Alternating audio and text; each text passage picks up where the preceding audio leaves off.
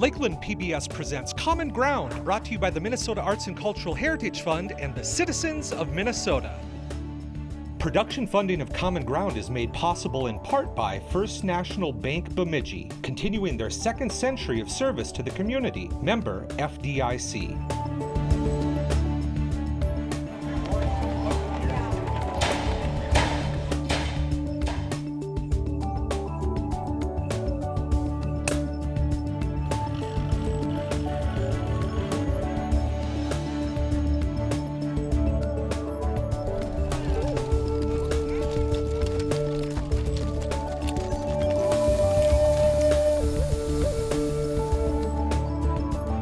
Welcome to Common Ground. I'm producer-director Scott Knudsen.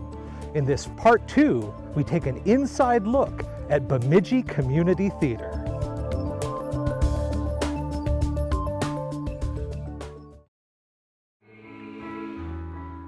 Well, my husband and I design the sets together. I usually get this idea in my head, and then we try to make a small model.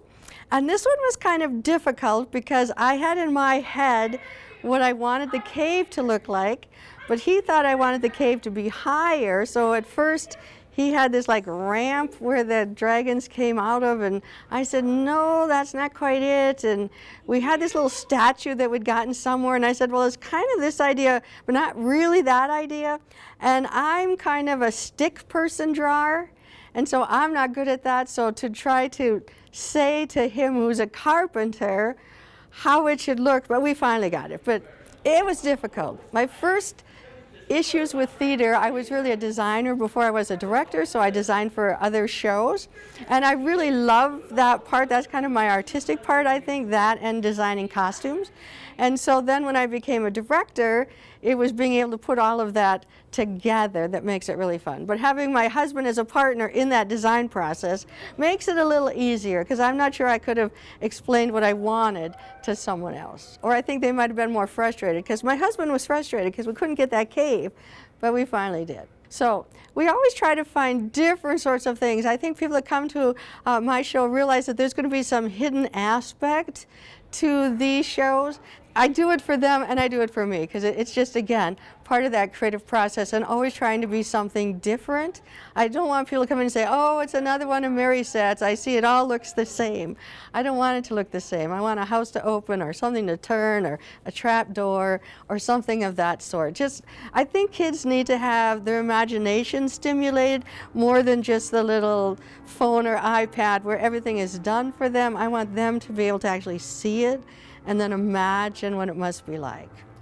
One of the gifts that Mary Knox Johnson has is to be able to envision what people will look like in the setting. The Reluctant Dragon had a wonderfully versatile set where it could be the town, or it could be the dragon's lair, or it could be anything. It had many levels, it had stairs, it had an upper level, it had the house that opened up or closed depending on where you were. And so it was easy to try and address the different scenes. Now, with the Reluctant Dragon, we also used, because the stage at the Chief Theater is somewhat small, we use every opportunity. We use the alleys coming in from the back.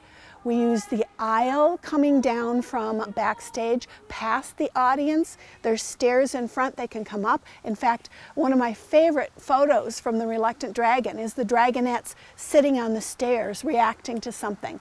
So you have them sprawled down the stairs, you have Dennis the dragon, you have the knight who was going to vanquish him, turning out to be an old friend of his.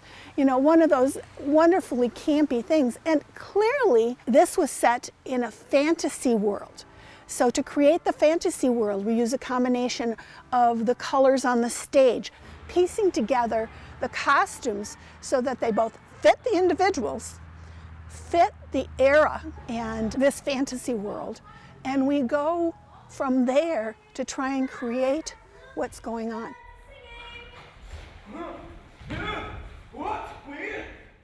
All the while we're getting ready for Reluctant Dragon, we rehearse at our building at BCT, and then Eventually we get to the stage, and they have to get used to the stage, and as soon as they're used to the stage, we start them in costume, especially shoes, because you have to move around on stage. And so they'll start by having to wear their shoes during rehearsal. And then we'll put them in, if they're going to be in a skirt, we might put them in a rehearsal skirt. And eventually they get into their costumes, because not only does it make you your character, but it tells you what you can do. Clearly, a woman in a long dress can't stride along the stage. There's a different kind of walking depending on your costume.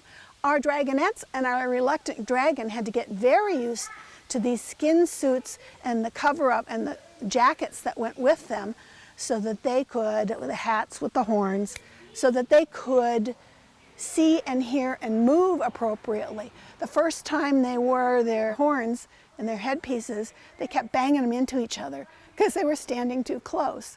So dress rehearsal, as it evolves, is a very important part of presenting a show, because it gets people accustomed to the costumes. Then you have to get people accustomed to the lighting. And I believe we use 16 microphones during the Reluctant Dragon. And it gets them accustomed to the sound of each other and knowing when a mic is hot or not, because if you make a mistake, you're not supposed to show it on stage. But then when you go off stage, you can't say, "Oh darn, that was a mistake," because the microphone might pick it up if the sound person isn't quick enough to damp down your mic. So it's just a whole learning curve, and the purpose of the dress rehearsals is to get people accustomed to the buildup of the whole package. Then comes opening night, which is a big deal. Everyone's keyed up, and it's just amazing. No matter how bad the rehearsals have gone, they all seem to come through on opening night. And from then on, it's just fun. It's a large group, but really committed and really doing the best for community theater.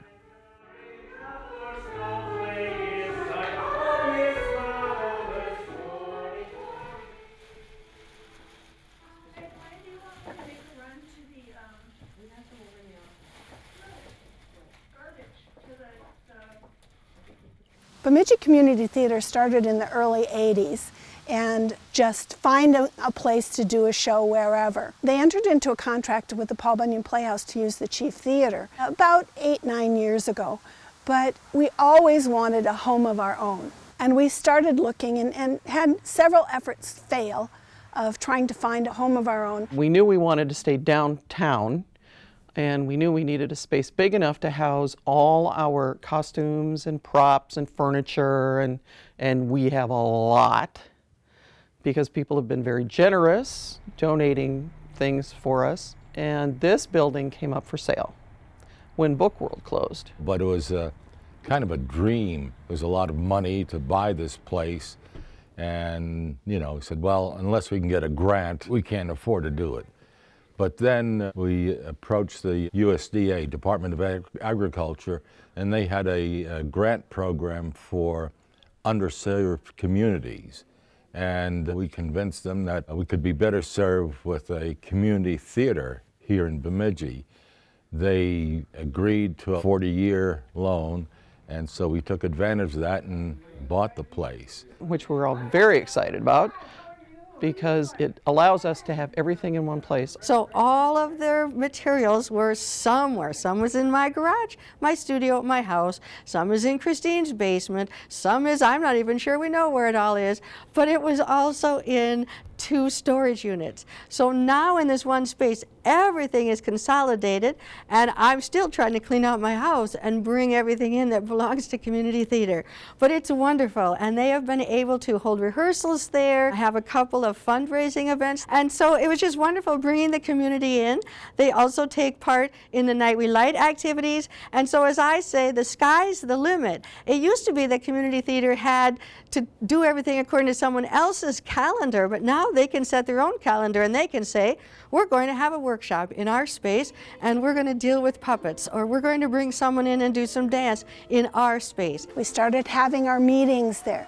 We started cleaning up and gathering things that we were going to use. And the ultimate plan was to have a small performance space in the building in order to do some of our smaller shows. We really don't need a 310-seat theater to do a small show that typically gets 100 people. We want to make theater more accessible and intimate. The problem with that was that we have to do some renovation to the building in order to do that. And as it turns out, we have to do more renovation than we thought. After we bought it, there are a number of things we had to do. We had to put panic bars on the door to get people out quickly, and then we have a shop in the back. And the neat thing about that is that we can spend several weeks constructing our set materials to move next door to the Chief Theater, which is our primary residence, the day before we start rehearsals or the construction on stage. So a lot of the initial construction work is done here, and then we just move it next door. At the back of the building is a mezzanine that comes out that we're going to be able to utilize for rehearsal space, because it's just a big empty space back there.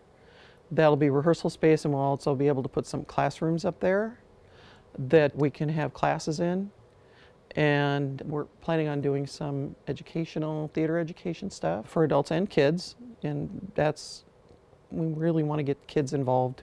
When you have an active place like this, especially next to the theater and right downtown, it adds to the ambiance of downtown Bemidji. When we got this building, we jokingly called it the Theater District of Bemidji, which I guess technically it is, because we have two theater companies on the same street. It's kind of like Bemidji's Broadway. We want a space where we can have a stage here and the audience here, or switch it around depending on what is needed for the particular play involved. The ceiling will be raised again like it was, and we'll have a light bar around the center, hang lights, and the old office space that was also upstairs will be our technical booth, sound, lights, those sorts of things. Ultimately, that is our goal, to be able to have shows in there. Certainly it will not be big enough for a big musical like Reluctant Dragon or anything else, but we want a space where we could have Dial M for Murder and have that be an intimate space where people feel the mystery and the tension involved because they're right there. And so we want to have a multi-use facility that will meet all of the community's needs. You could have meetings in there. You could have a wedding in there, a small wedding. We could rent it out for a birthday party if we wanted to. So those are the sorts of things we want that building to have multiple uses.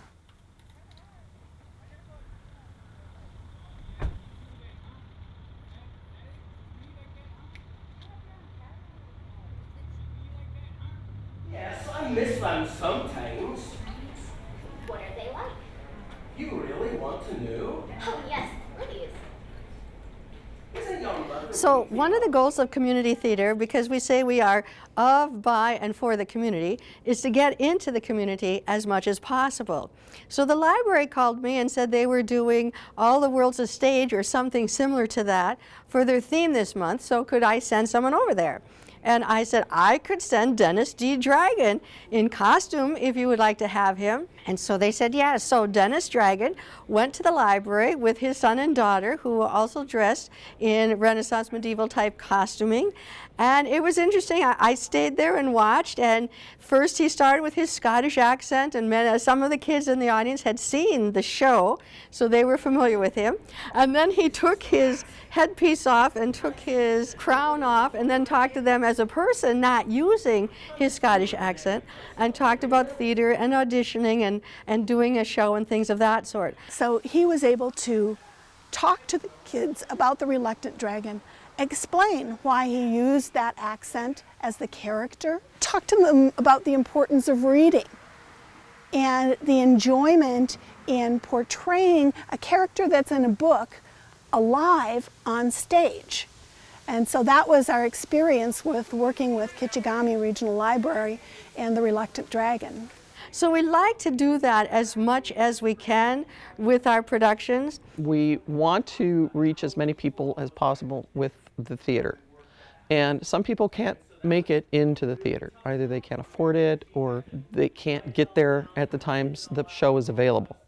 So they had an opportunity to present part of the production at the Bemidji Library. The lesson moral behind it was to be yourself. Be your true self. Whatever your dream is, whatever your talents are, use them and don't let anybody try and force you to be something you're not. So, to make her happy, he gave her the trinket. It was one of his own. And he told her. Settle here.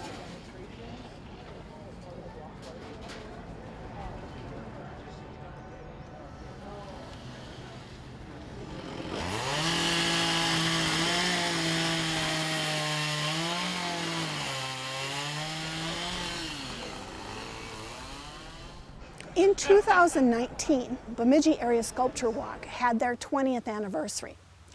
And Kate Beliveau's wonderful idea was to have people recreate famous statues, be live, and then tell the story of the statue. They managed to block off the streets, identified sculptures that they wanted to represent, and then they came to BCT to partner with BCT so the actor sculptors could have a place to use the bathroom, could get dressed, and be available for people to come in and look at the space and have a preview of the space and the space plans. They have tours. If you've been around Bemidji, you'll see the sculptures on corners and in various places. And they put that collection together and they have tours of the sculptures. And one day of the Sculpture Walk Week, they have live actors perform either with the sculptures or the person who the sculpture was about or the person who made the sculpture. And they have live people do little performances on some of the corners. It's kind of reverse, right? Usually sculptures portray people, and here it was people portraying sculptures. It was a lot of fun. We had a lot of people downtown here looking at the various sculptures. I think there wasn't too much spray paint on the floor when we got finished. And that was a lot of fun. We painted people white and we painted people gold and got all the costumes together. And they came in here and dressed and got their parts and their little tiny little speakers with their microphones. And this was also a place where they could clean up afterwards. Because who wants to walk around with gold or white paint all over you? And that was a lot of fun to partner with that. Again, it's arts in the community, and we love to support any arts in the community.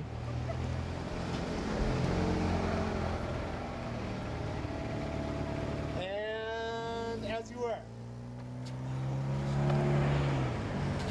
Are we okay? Was that good? You guys are awesome. Okay, thank you. I would like to see this new space fully renovated, and it's difficult because we're working with mostly volunteers, and so we can do it in bits and pieces at a time. I wish we could find some Minnesota millionaire who'd say, I would love to give you $100,000 because that would really get us on our way. I think we're doing quite well with what we have so far. I would like to see the building eventually become so busy that people are in and out all the time wondering what's happening. So offering workshops, and we have a number of those in the works, as well as we have our rehearsals coming up now and our auditions. But I would like to see it even bigger. I think that it could be a place, we call it a performing arts center, that's its official name. So we would like to see recitals held there, maybe piano lessons taught there.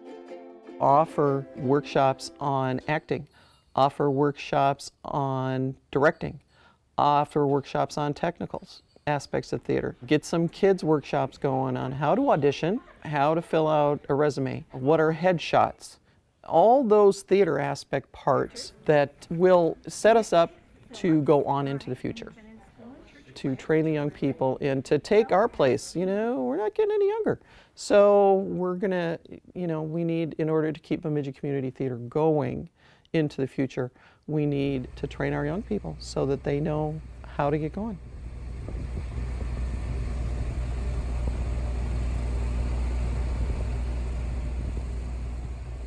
If you want to become involved in community theater, just ask. We need people to sew. We need people to help build sets. We need people to iron, to help clean. We need actors. We need people who can run sound. We need people who can run or learn to run lights. Any skill set that you have, we can use. And if you're just interested as an audience member, you can become a member of BCT. It's a member organization. All you have to do is fill out the membership form. It's $15 for an individual, $20 for a family. That membership entitles you to one free ticket to BCT. So it also gets you on the mailing list so that you know what's happening, you know what's going on, you know what's coming next. And if you see a need listed, I just took care of the old house and I'm getting rid of some furniture and I wonder where it should go, or I have some vintage hats, call us. So that's how you can help Bemidji Community Theater. And it never hurts to donate money.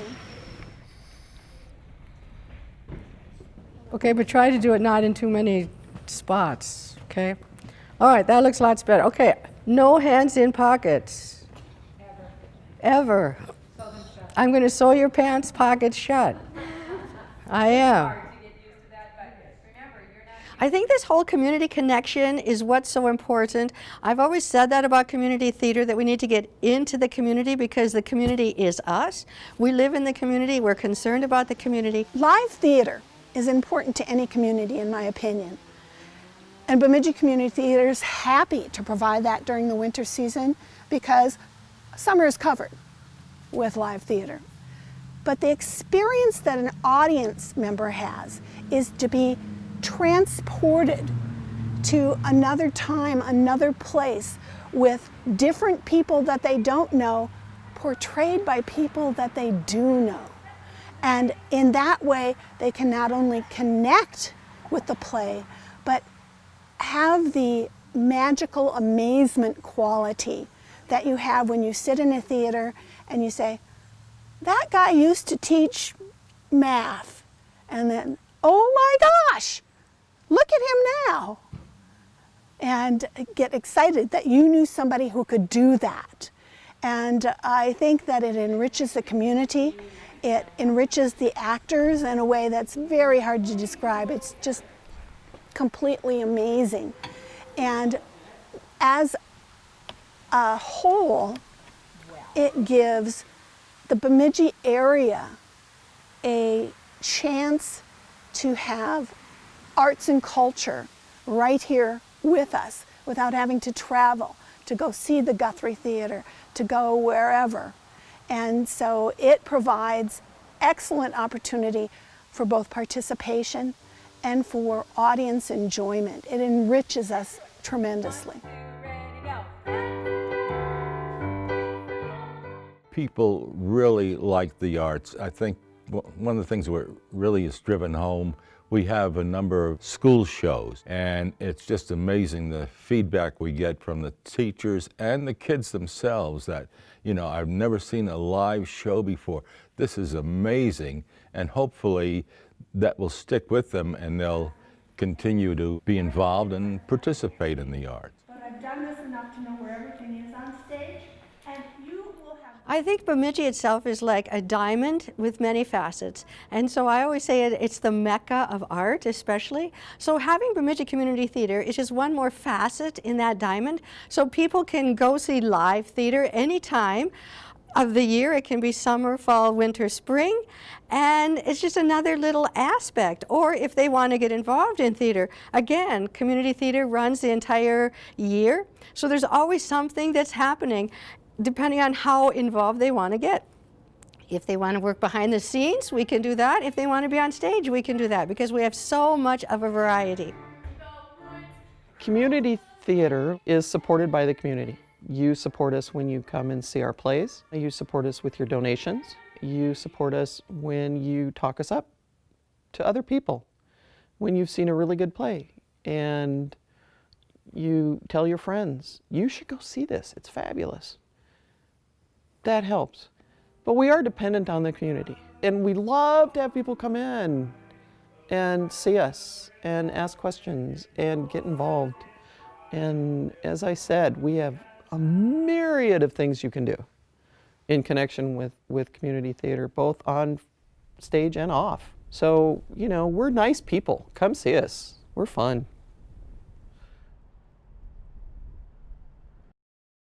Thank you so much for watching. Join us again on Common Ground.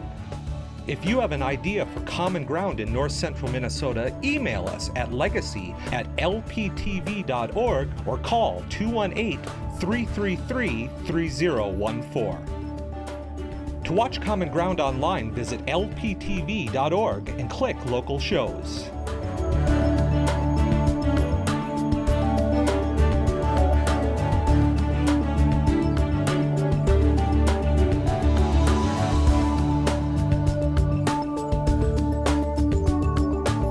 To order episodes or segments of Common Ground, call 218-333-3020.